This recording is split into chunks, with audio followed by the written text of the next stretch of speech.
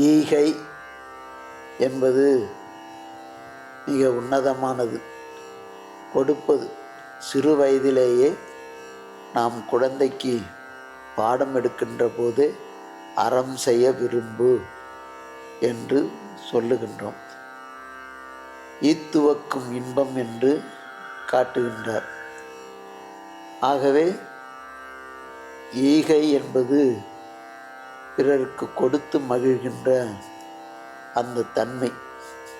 அது ஒரு மனிதனுக்கு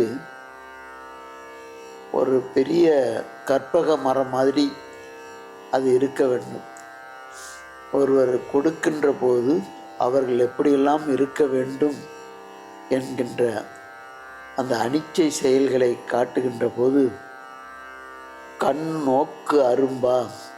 முதல்ல ஒரு மலர வேண்டுமேயானால் மொட்டாக இருக்க வேண்டும்.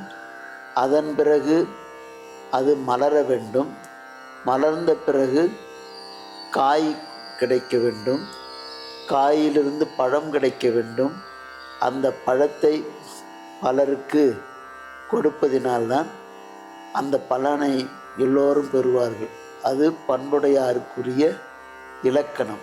இந்த வளர்ச்சியை ஒரு மரத்தினுடைய வளர்ச்சியாக கொண்டு ஈகையினுடைய தன்மையை, பண்புடையார்களினுடைய தன்மையை கண்ணோக்கு அரும்பா நகை முகமே நாள் மலரா சிரித்து மகிழ்கின்ற அந்த தன்மையை மலராகவும், இன்மொழியின் வாய்மையே தீங்காயா நம்முடைய வருகின்றவர்களை இனிமையுடன் பேசுகின்ற அந்த பேச்சு காயாக, வன்மை பலமாக கொடுக்கின்ற அந்த தன்மை பலமாக, பலம் என்பது கனி.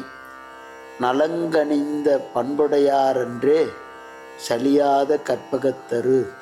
அந்த கற்பகத்தருவானது எந்த அளவிற்கு ஒருவருக்கு இருந்து ஈகையினுடைய குணம் மலர்ந்திருக்கிறது, கனிந்திருக்கிறது, பிறருக்கு இன்னலம் பாலிக்கின்றது என்பதை குமரகுருபர சாமிகள் நீதிநெறி விளக்கத்திலே எடுத்து அருளியிருக்கின்றார்.